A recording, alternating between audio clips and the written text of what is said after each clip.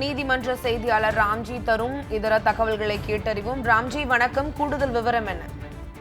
சென்னை பல்கலைக்கழக வளாகத்தில் கடந்த 2024ஆம் ஆண்டு டிசம்பர் 23ஆம் தேதி பாலியல் வன்கொடுமை செய்யப்பட்டதாக பல்கலைக்கழக மாணவி ஒருவர் கோட்டூர்புரம் காவல் நிலையத்தில் டிசம்பர் 24ஆம் தேதி ஒரு புகார் அளித்தார்கள். இந்த புகாரின் அடிப்படையில் விசாரணை மேற்கொண்ட காவல்துறையினர் ஞானசேகரனை கடந்த ஆண்டு டிசம்பர் மாதம் 24ஆம் தேதி கைது செய்தார்கள்.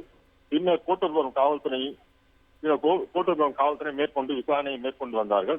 இதற்கிடையே கடந்த 2025 ஜனவரி மாதம் 5ஆம் தேதி ஞானசேகரனை குண்டர் தடுப்பு சட்டத்தில் சிறையில் அடைக்க சென்னை பெருநகர காவல் ஆணையர் உத்தரவிட்டிருந்தார்.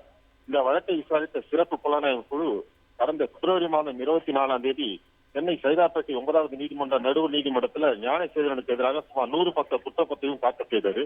அதில் இந்த வழக்கில் ஞானசேகர் ஒருவர் மட்டுமே குற்றம் சாட்டப்பட்டது. பின்னர் இந்த வழக்கின் விசாரணையை சென்னை மகளிர் நீதிமன்றத்திற்கு கடந்த மார்ச் 7ஆம் தேதி மாற்றப்பட்டது. இந்த நிலையில தனக்கு எதிரான குற்றச்சாட்டு கூறப்பட்டதை எதிர்த்து ஞானசேகர் தரப்பிலும் வாதங்கள் வைக்கப்பட்டது.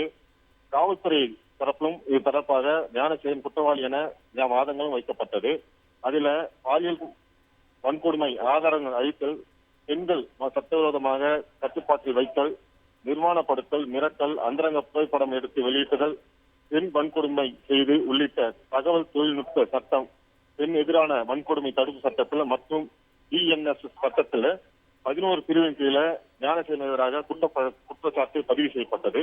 இதையடுத்து சென்னை மகளிர் நீதிமன்றத்தில் கடந்த ஏப்ரல் 23ஆம் தேதி முதல் சாட்சி விசாரணை தொடங்கியது. தினந்தோறும் சாட்சி விசாரணை நடத்தப்பட்டு மகளிர் நீதிமன்ற நீதிபதி ராஜலட்சுமி கடந்த 4 நாட்கள் முன்பு இவர் குற்றவாளி என அறிவித்தார்கள்.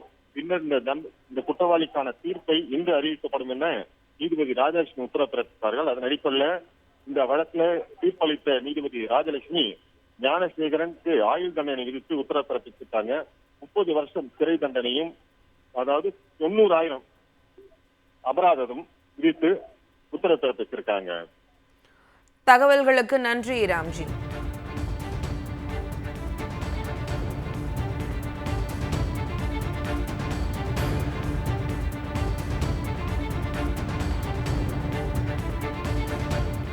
சென்னை மாணவி பாலியல் வன்கொடுமை வழக்கில் குற்றவாளி ஞானசேகரனுக்கு ஆயுள் தண்டனை விதித்து சென்னை மகளிர் நீதிமன்றம் தீர்ப்பு வழங்கியிருக்கிறது. மாணவி பாலியல் வன்கொடுமை வழக்கில் ஞானசேகரன் குற்றவாளி என மே 22இல் தீர்ப்பு வழங்கப்பட்ட நிலையில் இன்று தண்டனை விவரங்கள் அறிவிக்கப்பட்டிருக்கிறது. மாணவி பாலியல் வன்கொடுமை வழக்கில் 5 மாதங்களில் விசாரணையை முடித்து குற்றவாளிக்கு தண்டனையை பெற்று தந்திருக்கிறது தமிழ்நாடு காவல்துறை.